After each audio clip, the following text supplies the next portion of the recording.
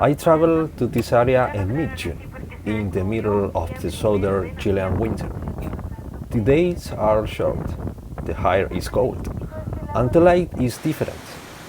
I wanted to share these short films as a capsule of that journey and observations of the territory and its surroundings during the quietest times of the year. I am Ben, I am 22. I am from Ancud, Chiloé. This is the Los Lagos region of the mainland. Everything starts here with Osorno volcano. Its presence defines the geography.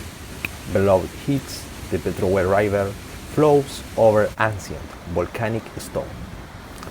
In winter, the force of the water feels even more powerful. Yeah, moving toward Lago de los Santos, the landscape opens up from Mirador La Vega. You can see how the mountain ranges meet the water.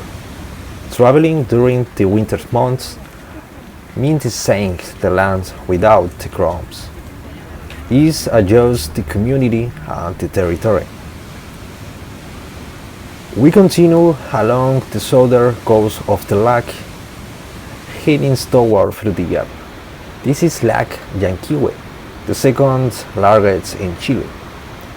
The damp cold of June is part of the identity here in the south. For someone from an island like Chiloé, this is vastness feels like home, yet the scale on the Andes is always oblique. This is the Balneario de Frutillar. This town is a clear example of how people have adapted to this climate. This is the Balneario de Frutillar. This town is a clear example of how people have adapted to this climate. The wooden architecture influenced by the families who settled here generations ago is designed to protect use from terrain and humidity. Even if we don't see every building, you can feel the history in the structure of the streets. It's a culture of wood and resilience. Seeing this through the eyes of the families from Ancud who joined me, I realized that while our styles of building might change, our respect for the winter and the lake remains the same.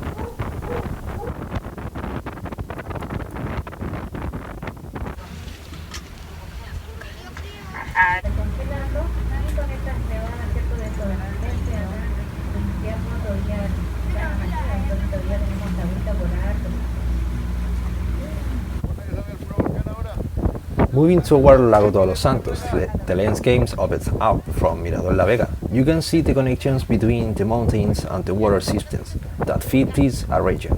Life here is slow, dictated by the distance on the climate. We continue along the southern coast of the lakes, heading toward Frutillar. This is Lake Yanquihue, the second largest in the country. The air is cold and the water is a constant companion. This is Frutillar, especially by the Balneario area. This town is a clear example of how the human settlement adapted to territory. The architecture here is a mix of local materials and the influence of the families who arrived in the 20th century. The Los Lagos region is a complex territory of water and stone, from the rocks currents of the Petrowe to the quaint, winter street of Frutillar. The landscape hits a wall the protagonist. This capsule is a record of a specific theme and place. My name is Ben, and this is the top of Chile.